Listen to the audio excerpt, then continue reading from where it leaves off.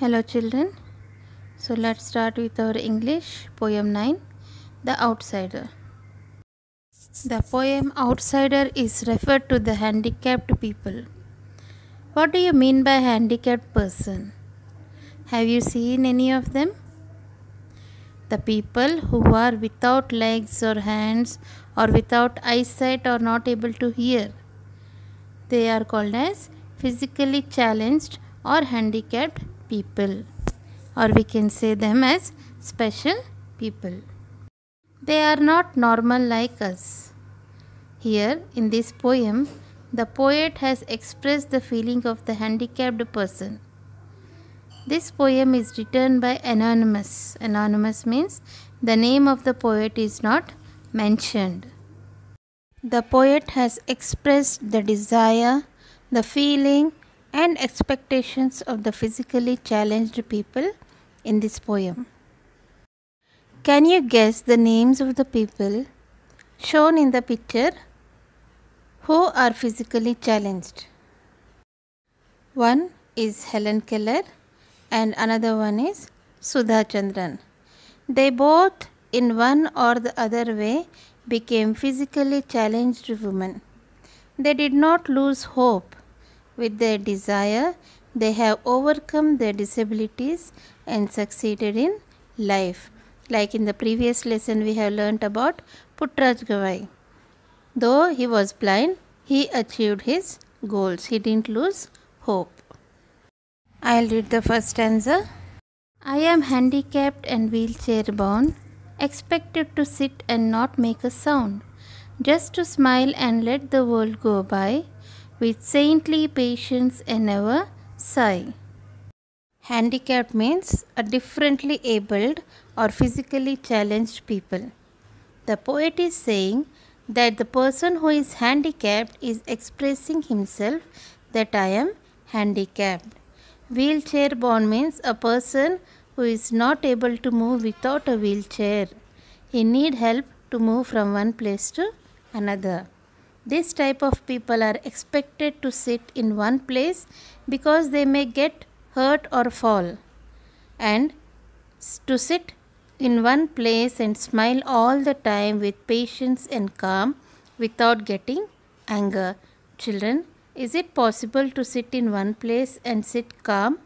No, it is not possible, but people will not understand their feelings and pain. Inside my head, thoughts come and go, ideas are born which long to flow from my lips and link me with others, but words sound strange so no one bothers. The person is saying who is handicapped, inside me many thoughts come and go. Means if people are discussing about any program, they'll make the handicapped people to sit quiet or not to talk in between. They will discuss themselves. They will not involve them. So people think they cannot give any good ideas. But children, they too have good ideas. They too can share their feelings. But people will not bother about them. So they feel very sad because they will not allow them to mingle with others. My tongue and lips do not as I ask. I cannot perform the simplest task. But I have a mind and I am still there. Don't lock me out in your ignorance there. Handicapped people find it very difficult to express their thoughts and they cannot make a simplest task without anybody's help. They need help every time they move or they want to do anything.